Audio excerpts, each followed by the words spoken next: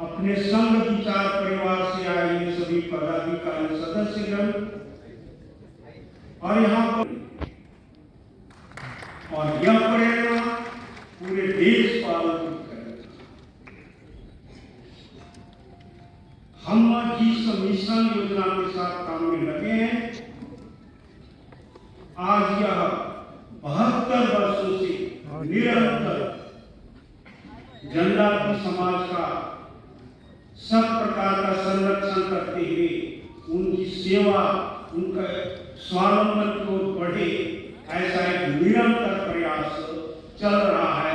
उसमें बड़ी इकाई ने कलकत्ता महानगर और हावड़ा महानगर की इकाई है जो काफी सक्षम है, मजबूत है और सक्रिय है और निरंतर काम चल रहा है। और सौभाग्य है कि आप सबके सामने मुझे बात करने का अवसर मिला। जनजाति समाज धार्मिक स्थिति हो, सामाजिक हो, सामुदायिक जीवन हो, सब वास्तव में एक उत्कृष्ट जीवन है। क्योंकि ये जो भारत की संस्कृति है, यह अरण्य संस्कृति है और अरण्य संस्कृति के देवता भगवान शिव हैं और भगवान हिंदू और भारतीय संस्कृति है और यही संस्कृति विकसित होकर के पूरे विश्व में क्रमशः बढ़ता है।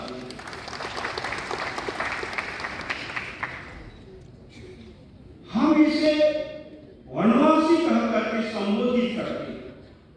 वनवासी एक संस्कार का नाम है, वनवासी एक प्रगति का नाम है, वनवासी सनातन संस्कृति का एक मुख्य संवाहक का नाम है। ऐसे प्राचीन वेदों ग्रंथों से चलता हुआ ये नाम है, उसी के आधार पर हम पुकारते।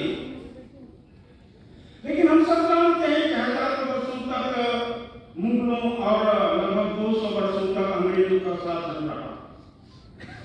उस दरमियान में हमारे यहाँ का जो भी व्यवस्थाएं थी, चाहे सामाजिक व्यवस्था हो, धार्मिक व्यवस्था हो, शिक्षा की व्यवस्था हो, सबको तोड़ करके नष्ट भ्रष्ट कर दिया।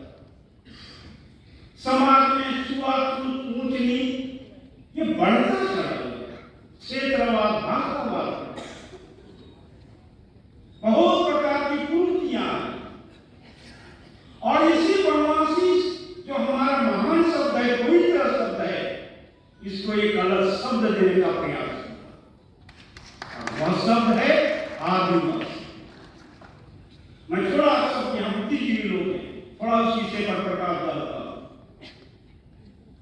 अंग्रेजों ने इस देश में शेष हिंदू समाज से ये जो जनजाति समाज है, वनवासी समाज है, इसको तोड़ने का अनेकों षड्यंत्र रचा है। उसी में शब्द का हिंदी खोजना शुरू किया और का हिंदी रूप आदिवासी होगा। और यह आदिवासी क्रिश्चियन समाज के लिए भी और यहाँ पर जो ब्रिटिश शासन चल रही है उसके लिए भी बहुत बड़ा लाभ होने वाला है। और इसलिए कहीं न कहीं उसको प्रवेश करना चाहिए। इसलिए बड़े बड़े जो डिक्शनरी लिखने वाले विद्वान हैं, ऐसे डिक्शनरियों का प्रयोग किया। कुछ लोगों ने डिक्शनरी का खोज किया था, उसमें से एक डिक्शनरी डॉक्टर रसाल का, उनके डॉक्टर रसाल के डिक्शनरी में एक ओरिजिनल को उसमें आदिवासी शब्द रखा। 1932 तक 31 में जनगणना हुई है, तब तक ये इस जगत में कभी नहीं था। 1932 के बाद 1935-36 आते पूरा हिंदी जगत में ये छा गया। और 1938 में उन्होंने जो एक संगठन बनाया था चर्च का, उस चर्च का नाम 1938 में उन्होंने आदिवासी महासभा रखा। जब देश आजादी का अंतिम चरण था, संविधान का निर्माण हो रहा था, तो चर्च से संबंधित लोगों ने उस संविधान बनाते समय 1946 से 1950 के बीच में इसके लिए जोरदार बहस किया है, वकालत किया है कि संविधान में इस समाज को आदिवासी रखना है। लेकिन उस समय के संविधान निर्माताओं ने इसका अध्ययन किया और लगा कि ये आदिवासी शब्द इस समाज को तोड़ने वाला शब्द है, इसलिए संवाद ने उनको पूरा खारिज कर दिया। और 1931 में आदिम जनजाति अंग्रेजों ने ही किया और उसी जनजाति शब्द को लेकर के संविधान निर्माताओं ने अनुसूचित जनजाति ऐसा संविधान में 1950 में प्रवेश करा और वह एक संवैधानिक शब्द है और आदिवासी उनका दिया हुआ शब्द है जो तोड़ने वाला शब्द है। अपने कल्याण आश्रम के संस्थापक पूज्य बाला साहब देशपांडे तत्कालीन पीवी नरसिंह राव जो प्रधानमंत्री थे, उनके सामने पूरा वक्तव्य बताया था और पीवी नरसिंह राव ने भी मान लिए थे कि भारत में रहने वाले सब यहाँ के आदिवासी हैं, मूल ही हैं। तो ऐसा ये शब्द लेकर के पूरे देश को ये तोड़ने का एक प्रयास किया है और अभी भी चल रहा है। जितने सरकारी पदाधिकारी हम सब यहाँ पे बैठे हुए हैं, इनको भी मन में हृदय में आदिवासी शब्द भर गया है, इतना गूढ़ होता गया है। यानी वो एक मिशन को लेकर चलता है तो हजारों वर्षों तक उसको आगे लेकर के बढ़ता है कि उनको मिशन को पूरा करना है। ऐसे ही लेकर के चला 1994 में इसको विश्व विख्यात किया, आदिवासी विश्व आदिवासी दिवस ऐसा करके पूरे विश्व में स्थापित किया है। तो ये शब्द है, तो मूल रूप से ये जो वनवासी शब्द है ये हमारा पवित्र है, संस्कारिक शब्द है। जनजाति हमारा संवैधानिक शब्द है, इस रूप में हमको पुकारना चाहिए। जनजाति इतना क्यों लगा है या संघ विचार के लोग क्यों इतना लगे? ये जो जनजाति समाज है, ये जनजाति समाज उनका जो मानवीय जीवन है, उनके जो जीवन के संस्कार है, वो सब यहाँ सनातन से ओतप्रोत उनका संस्कार है। ये जनजाति समाज का ये जो अपना है, ये जो विशाल सनातन संस्कृति है, उसका जो मूल स्तंभ है वह जनजाति समाज की आस्थाएं, उनकी अस्मिताएं, उनकी परंपराएं हैं। ये हमारा सनातन का विशाल आधार स्तंभ है और उसी से संस्कृति का नियमन हुआ। में अनुशासन है, शिष्टाचार है या मानवीय संबंध है, यह उसी से पल्लवित और पुष्पित हो। ऐसा ये जनजाति समाज है। जनजाति समाज का आप जीवन देखेंगे, यहाँ से बहुत से लोग वन यात्रा में जाते हैं, वन दर्शन करने के लिए जाते हैं, तो एक अनुभूति आपको होगी कि जनजाति समाज का जीवन दर्शन क्या है। मैं थोड़ी वाक्य में बोलूं तो जनजाति समाज का जीवन बहु इंद्रधनुष के रंगों से सुसज्जित करने की सहभागिता है, श्रम प्रतिष्ठा का जीवन है, पारंपरिक जनतंत्र है, सामुदायिक गणतंत्र पंचायत व्यवस्था है और वही व्यवस्था हर मनुष्य का, हर मानव का सहचर और सहयोग ये सृष्टि का मौलिक सूत्र है और इसी सूत्र के आधार पर हम सब लोग जुड़े हुए हैं, गुथे हुए हैं और इसका पालन जनजाति समाज के रगों ऐसा एक व्यापक जो समाज है, उसके लिए कल्याण आश्रम हम सब लोग मिल करके कर रहे हैं। इस समाज की और भी बहुत प्रकार की विशेषताएं हैं। हम सब लोग अपने अपने इष्ट देव की पूजा पाठ करते हैं। जनजाति समाज भी अपने इष्ट देव की पूजा तो करते ही हैं, लेकिन ये जो वेदों में वर्णन है पंचभूत की पूजा का, आकाश, वायु, अग्नि, धरती, जल, इसकी पूजा जनजाति समाज के हर एक गांव में होती है और पिंड के रूप में होती है। मंदिर बड़े बड़े नहीं हैं, पिंड के रूप में होती है, पेड़ के नीचे होती है, पत्थर में होती है, धरती को समतल करके लिपाई पोताई करके करते हैं, लेकिन पूरे पंचभूतों की पूजा। किसी भी मायने में जनजाति समाज धार्मिक रूप में पीछे नहीं है, आगे। ऐसा हमारा ये जनजाति समाज है। सामाजिक जीवन पद्धति जनजाति समाज में आज भी मिल करके काम करने की प्रवृत्ति है। मैं अंडमान के प्रवास में गया था, तो पोर्ट ब्लेयर में कुछ निकोबारी समाज के लोग, उसमें अधिकांश लोग धर्मांतरित हो गए हैं, लेकिन उनमें से कुछ प्रोफेसर, कुछ छात्रों के साथ हमारी बैठक थी। मैंने उनसे सहज रूप में पूछा कि आपकी सामाजिक मान्यता कैसा चलता है निकोबारी समाज का? तो उन्होंने कहा कि हमारी सामाजिक मान्यता भाई साहब बहुत उत्कृष्ट है, ऊंचा है। जब हमारे यहाँ शादी विवाह की बात आती है तो कई टापू के लोग एक जगह बैठते हैं और बैठ करके, यानी जिनके घर में शादी है, चाहे लड़का हो या लड़की, उनको ज्यादा है कि एक टापू के लोग पूरी लकड़ी की व्यवस्था करता है, एक राशन वगैरह चावल दाल जो भी होता है उसकी व्यवस्था करता है, एक टापू के लोग भोजन बनाता है, एक टापू के लोग परिवेशन करता है, रात्रि आए उसका स्वागत करता है, जैसे हमारे सुंदरलाल जी आए गए लोगों को स्वागत हम यहाँ कर रहे हैं। तो कुछ टापू के लोग ऐसा स्वागत करते हैं, यानी एक सामूहिक जीवन पद्धति है, वो जनजाति समाज में ये विद्यमान है। मैंने एक नमूना के रूप में बताया, ऐसे अनेकों जनजातियां का है।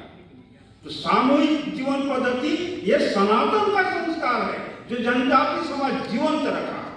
आज परिवार भाव टूटता जा रहा है, ये हमें जनजाति समाज से सीखना चाहिए। ऐसा एक जनजाति समाज का जीवन है और इस देश को तो, इस मिट्टी को तो वो प्राणों से प्रिय मानता है। जब जब इस देश में संकट आया, कोई भी आया, उनके साथ उन्होंने युद्ध किया है, संघर्ष किया है, प्राण चला गया है, लेकिन समाज अनेक उदाहरण हैं। अरे रामायण की कथा तो जनजाति समाज की, वनवासी समाज की पराक्रम शौर्य की गौरव गाथा, जहां पर भगवान राम के नेतृत्व में उस आताताई रावण को, उनके सोने की लंका को तहस नहस करके भगवान राम के नेतृत्व में धर्म की जीत। घटोत्कच जो दिमासा समाज के रहने वाले, उन्होंने अपना सर्वस्व बलिदान देकर अर्जुन को बचाया और उनका पुत्र बर्बरीक ने तो अपना शीश ही भगवान को समर्पण करके धर्म की जीत दिलाई। ऐसा अद्भुत उदाहरण प्रस्तुत हुआ है। शिवाजी महाराज के समय में, राणा प्रताप के समय में सब भील समाज के लोग, मावले लोगों ने, महादेव कोली के लोगों ने ऐसे शिवाजी को साथ दिया, राणा प्रताप को साथ दिया। यानी अपनी संस्कृति, परंपरा, धरती को बचाने के लिए कभी पीछे नहीं रहा। भी 1857 तो बोलते हैं कि बहुत बड़ी क्रांति हुई थी, प्रथम स्वतंत्रता संग्राम है, लेकिन उसके पहले यही पश्चिम बंगाल के बगल का राज्य बिहार, अपने संथाल समाज की तिलका मांझी ने बिगुल फूका था। और तिलका मांझी की प्रेरणा कहां से मिली थी? और देखिए, बहुत सी कथा कहानियां ऐसा है जो दबा करके रख दिया गया है, वो समाज के सामने प्रस्तुत होना चाहिए। मैं उनके एक बहुत रहस्यमय रोचक बातें बताता हूं। आप लोग जानते हैं मैं कुछ ले, लेकिन सब लोगों को मैं सुन करता हूं। हमारे जितने भी महापुरुष हुए हैं, अपनी शक्ति सेना को बढ़ाया ही है, लेकिन शक्ति और सेना में ताकत तभी आएगा जब भगवान खुश रहेंगे। सभी हमारे महापुरुष तो उन्होंने जंगल में शिकार करने के लिए गया, शिकार करके आए तो उन्होंने छोटा मोटा जानवर नहीं मारा, उन्होंने एक शेर मार करके लाया और अपनी माता से बोला कि माता जी आज हम शेर मार करके लाए। तो माता जी कहती है कि ठीक है बेटा, तुमने तो जंगल के शेर को मार करके ले लाया, लेकिन इस अंग्रेज शेर को कब मारोगे? तो वहीं से तिलका मांझी का टर्निंग पॉइंट मिलता और उन्हें संकल्प लेता है कि ठीक है माता जी, आपकी जो आज्ञा है उसको मैं जरूर पूरा करूं। और अपने साथियों का संगठन बनाया और संगठन बना करके अपने जो जैन स्थान है वहां पर वो पूजा पाठ करने लगे। पूजा पाठ वो बराबर करते थे अपने साथियों के साथ कि हमको ताकत आवे यार अंग्रेजों के साथ युद्ध करें। एक दिन अंग्रेज पदाधिकारी, जैसे कैसी शक्ति होती है दैवीय शक्ति, उसको मैं बता रहा हूँ, एक दिन पूजा पाठ कर रहे थे, अंग्रेजों ने देख लिया और कहा कि तुम क्या कर रहे हो? तो उन्होंने कहा कि हम अपने भगवान की पूजा कर रहे हैं जिससे हमको शक्ति मिले, यहाँ से अंग्रेजों को भगा सके, इसलिए मैं पूजा कर रहा हूँ। तो तुम्हारे भगवान में इतनी बड़ी शक्ति है? तो है। तो उन्होंने कहा कि ठीक है, एक दिन हम एक बकरा लेकर के आते हैं, बकरा सब जानते हो, और उस बकरे को काटना है। अगर तुम्हारे भगवान काट देंगे तो जानेंगे तुम्हारे भगवान में बहुत बड़ी शक्ति है, लेकिन वो बकरा सही बकरा नहीं रहेगा, वो बकरा लोहे का बकरा है। तो उन्होंने स्वीकार किया कि सही समय आया, बकरा लेकर आया, लोहे का बकरा लेकर के। तिलका मांझी जी बांसुरी भी बजाते थे और उन्हें बांसुरी से बाकी लोग भी सब पूजा पाठ करने लगे। बांसुरी बजाते बजाते बांसुरी में इतनी ताकत आ गई कि उसी बांसुरी से उन्होंने लोहे का जो बकरा था उसके गर्दन पर चलाया, वो कट गया और खून की धारा बह गई। डर गया अंग्रेज, भयभीत हो गया। इसके बाद तो उनका युद्ध प्रारंभ हो गया और उन्हें अंग्रेज जो क्लेवेलैंड था उनको तीरों से मारा। ऐसा यानी हमारे जितना भी महापुरुष हुए हैं ना, अपनी इष्ट देव की, भगवान की पूजा करके ही आगे बढ़े। इसलिए हम सब लोग को अपना जो अस्मिता है, अस्तित्व है, ईश्वर है, उसको एक साक्षी मान करके हमको काम करना है, उसको पूजा पाठ करते ही आगे बढ़ना है, उसको छोड़ना नहीं। वो हमारी पहचान है, इस देश की पहचान है। ये तो मैं उस कालखंड का एक वर्णन किया है, एक छोटा सा प्रसंग इस आजकल के ही कालखंड का मैं बताता हूं। 2 साल पहले सीमा पर हमारे सैनिक रहते हैं रक्षा करने के लिए देश की सीमा पर। एक बार क्या हुआ कि बॉर्डर के गांव में कुछ आतंकवादी घुस गए और घुस करके पूरे गांव को कब्जा कर लिया और ये समाचार उस एरिया के जो सैनिक के कमांडर थे उनको पता चला। तो उन्होंने कहा कि क्यों नहीं उन लोग को दे दूं, घर तो बाद में ही बन जाएगा। ऐसा सोच करके वो वनवासी महिला माता ने कहा कि ठीक है, हमारे घर में जितना भी लकड़ी है आप उसका ले जाए, हम बाद में घर बना लेंगे। और उस घर से जो भी लकड़ियां थी वहां से लेकर के लोगों ने एक पुल बनाया और उस गांव को बचा लिया।